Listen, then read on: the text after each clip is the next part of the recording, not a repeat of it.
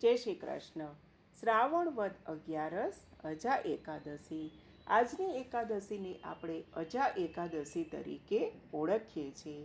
આજની એકાદશીનું શું મહત્ત્વ છે? તો કે જાણતા અજાણતા પણ લેવાયેલું પ્રભુનું નામ ક્યારેય નિષ્ફળ નથી જતું. માણસ ગમે તેવો દુરાચારી હોય, દુષ્ટ હોય, ગમે તેવા એનામાં દુર્ગુણો હોય, પરંતુ જો એને પ્રભુનું નામ લીધું છે તો તે નામથી જ તે પોતે તરી જાય છે. તો ચાલો આજે આપણે જોઈએ આ જ એકાદશીને લગતું એક વાર્તા પ્રસંગ કે જેના કારણે આ એકાદશીનું નામ અજા એકાદશી પડ્યું. તો એના માટે આપણે વાર્તા પ્રસંગ લેશું. તો કનોજ નામનું એક ગામ હતું જ્યાં અજામિલ નામનો એક બ્રાહ્મણ રહેતો હતો. તે ખૂબ જ સારા સ્વભાવનો હતો, સારા આચાર વિચારવાળો હતો. તેને શાસ્ત્રોનો પણ ખૂબ જ સારો અભ્યાસ કર્યો હતો, ખૂબ જ ધર્મિષ્ઠ હતો. તે ઉપરાંત તેના આંગણે જો કોઈ અતિથિ આવે, ગુરુઓ આવે તો તેનું ખૂબ જ આદરપૂર્વક સન્માન કરતો હતો. વૃદ્ધો હોય તેમને પણ ખૂબ જ આદર આપતો હતો, તેનું પણ સન્માન કરતો હતો. આ રીતે જોઈએ તો જે અજામિલ નામનો જે એ બ્રાહ્મણ હતો તેનામાં જીવનમાં જે જરૂરી હોય તેના કરતાં પણ વધારે સારા સદ્ગુણો તેનામાં રહેલા હતા. પરંતુ એવું કહેવાય છે કે સંગ તેવો રંગ.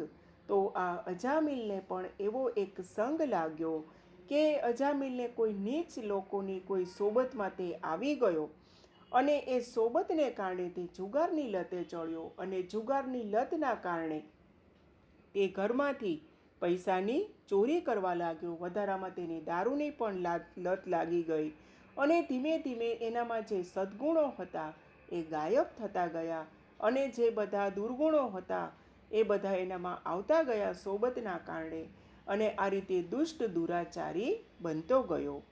ચોરી કરતો થયો, જુગાર રમતો થઈ ગયો, દારૂની લતે ચડી ગયો અને ત્યાં સુધી કે તે પોતે પરણિત હોવા છતાં પોતાની જે સ્ત્રી હતી એનો પણ તેને ત્યાગ કરી દીધો અને કોઈ નીચ જાતિની સ્ત્રી હતી તેની સાથે તેને લગ્ન કરી લીધા અને તેની સાથે તે રહેવા લાગ્યો.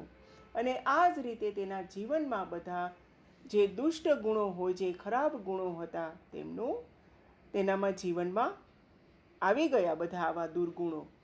હવે હંમેશા એવું કહેવાય છે કે જ્યારે સારો માણસ હોય, ભક્તિ કરતો માણસ હોય, એ કોઈ જ્યારે ખરાબ રસ્તે ચડે ત્યારે પ્રભુ જ તેને સન્માર્ગે વાળવા માટે કંઈક કરતા હોય છે.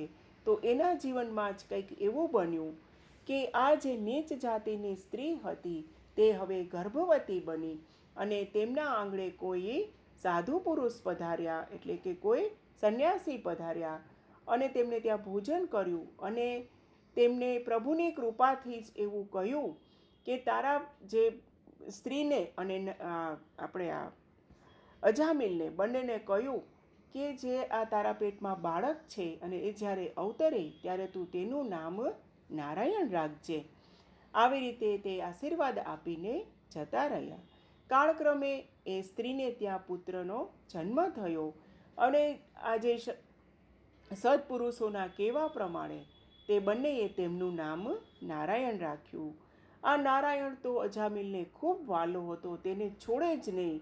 દિવસ રાત આખો દિવસ નારાયણ નારાયણ નારાયણ એવું બોલ્યા કરે અને એનામાં એટલી બધી એને આસક્તિ થઈ ગઈ કે તેના વગર તેને ચેન ન પડે, તેના વગર તેને ગમે નહીં. આ જ રીતે તે નારાયણ નારાયણ કર્યા કરતો હતો અને હવે બન્યું એવું કે તે ઘરડો થયો અને તે બીમાર થયો. હવે એ બીમાર થયો ત્યારે પણ તેને નારાયણનું નામ એના મુખમાંથી છૂટ્યું જ નહીં. આખો દિવસ એ તો પુત્રના મોહને કારણે નારાયણ નારાયણ કરતો રહ્યો હતો કે એ નારાયણ તું મને આપ, નારાયણ તું મને આ કરી દે, નારાયણ તું મારી પાસે બેસ. આવી રીતે દિવસમાં કેટલી વાર નારાયણ નારાયણનો ઉચ્ચાર કર્યા કરતો હતો અને જ્યારે મૃત્યુના બિછાના ઉપર પડ્યો ત્યારે પણ તે નારાયણ નારાયણ એવું કર્યા કરતો હતો. અને આવી રીતે જે નારાયણ નારાયણ કરતો હતો તો જે મૃત્યુના ટાઈમે એને જ્યારે યમદૂતો લેવા આવ્યા ત્યારે એ યમદૂતોને રોકી અને વિષ્ણુના પાર્ષદો ત્યાં પહોંચી ગયા. તો શા માટે? તો પ્રભુએ એવું વિચાર્યું કે એ નારાયણ નારાયણ નારાયણ એ મૃત્યુના ટાઈમે મને પોકારે છે, તમને નથી પોકારતા. અને જીવનભર એને કેટલા ટાઈમથી એને મારું જ ઉચ્ચારણ, મારા જ નામનો ઉચ્ચારણ કર્યો છે, અને અત્યારે જ્યારે મરણ પથારીએ પડ્યો છે ત્યારે પણ તે નારાયણ નારાયણ એવું કરે છે. એટલે હું તો એવું જ સમજું છું કે તે મને બોલાવે છે. આ રીતે યમદૂતોને કાઢી અને વિષ્ણુના પાર્ષદો એ અજામિલને લઈ ગયા. આ રીતે આ વાર્તાનું આપણને શું કહેવા માગે છે કે તમારા જીવનમાં કોઈ પણ દુર્ગુણ હોય, દુરાચાર હોય, પરંતુ જો તમે ક્યારેય પણ જો પ્રભુનું નામ કોઈ પણ રીતે લીધેલું હશે તે ક્યારેય નિષ્ફળ નથી જતું. અને આપણા મહાપ્રભુજીએ પણ જે નિત્ય નિયમમાં જે કૃષ્ણાશ્રય ગ્રંથ આપ્યો છે તેમાં 7 નંબરના શ્લોકમાં પણ તેને અજામિલના આખ્યાનને મહત્ત્વ આપ્યું છે. અજામિલાદિ દોષાણામ નાસકોનું ભુવે સ્થિત યાપિતા અખિલ મહાત્મ્ય કૃષ્ણ એવ ગતિર્મમ.